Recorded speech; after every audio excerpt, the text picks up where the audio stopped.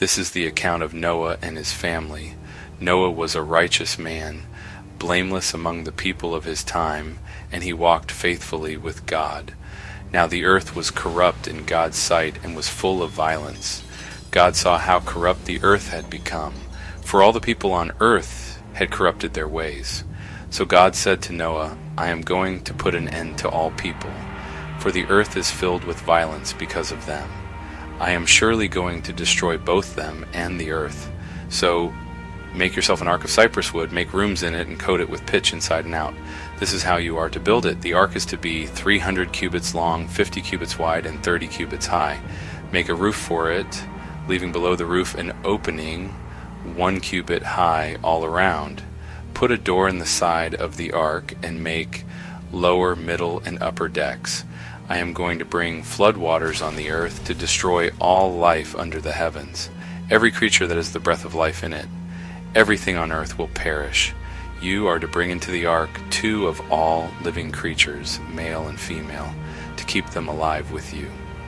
2 of every kind of bird, of every kind of animal, and of every kind of creature that moves along the ground will come to you to be kept alive. You are to take every kind of food that is to be eaten and store it away as food for you and for them. Noah did everything just as God commanded him. The Lord then said to Noah, Go into the ark, you and your whole family, because I have found you righteous in this generation. Take with you 7 pairs of every kind of clean animal, a male and its mate, and 1 pair of every kind of unclean animal, a male and its mate, and also 7 pairs of every kind of bird, male and female, to keep their various kinds alive throughout the earth. 7 days from now I will send rain on the earth for 40 days and 40 nights, and I will wipe from the face of the earth every living creature I have made. And Noah did all that the Lord commanded him. Noah was 600 years old when the flood waters came on the earth, and Noah and his sons and his wife and his sons' wives entered the ark to escape the waters of the flood. Pairs of clean and unclean animals, of birds, and of all creatures that move along the ground, male and female, came to Noah and entered the ark, as God had commanded Noah. And after the 7 days, the floodwaters came on the earth. In the 600th year of Noah's life, on the 17th day of the 2nd month, on that day all the springs of the great deep burst forth, and the floodgates of the heavens were opened, and rain fell on the earth 40 days and 40 nights. On that very day Noah and his sons, Shem, Ham, and Japheth, together with his wife and the wives of his 3 sons, entered the ark. They had with them every wild animal according to its kind, all livestock according to their kinds, every creature that moves along the ground according to its kind, and every bird according to its kind, everything with wings. Pairs of all creatures that have the breath of life in them came to Noah and entered the ark. The animals going in were male and female of every living thing, as God had commanded Noah. Then the Lord shut him in. For 40 days the flood kept coming on the earth, and as the waters increased, they lifted the ark high above the earth. The waters rose and increased greatly on the earth, and the ark floated on the surface of the water. They rose greatly on the earth, and all the high mountains under the entire heavens were covered.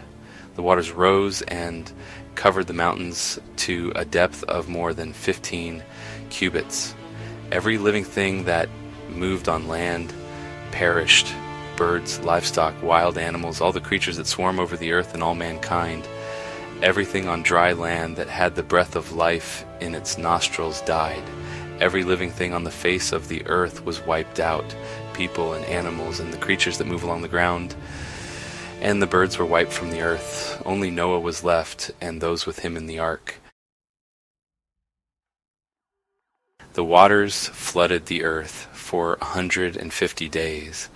But God remembered Noah and all the wild animals and the livestock that were with him in the ark, and he sent a wind over the earth, and the waters receded.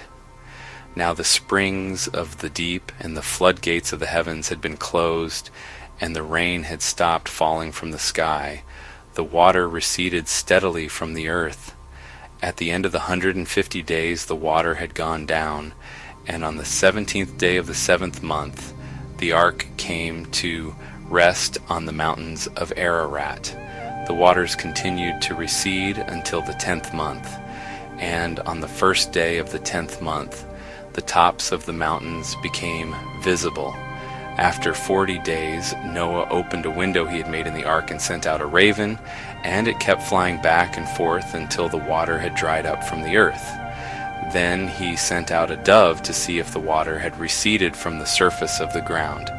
But the dove could find nowhere to perch, because there was water over all the surface of the earth. So it returned to Noah in the ark. He reached out his hand and took the dove and brought it back to himself in the ark. He waited 7 more days and again sent out the dove from the ark. When the dove returned to him in the evening, there in its beak was a freshly plucked olive leaf. Then Noah knew that the water had receded from the earth. He waited 7 more days and sent the dove out again, but this time it did not return to him. By the first day of the 1st month of Noah's 601st year, the water had dried up from the earth. Noah then removed the covering from the ark and saw that the surface of the ground was dry. By the 27th day of the 2nd month, the earth was completely dry. Then God said to Noah, "Come out of the ark, you and your wife and your sons and their wives.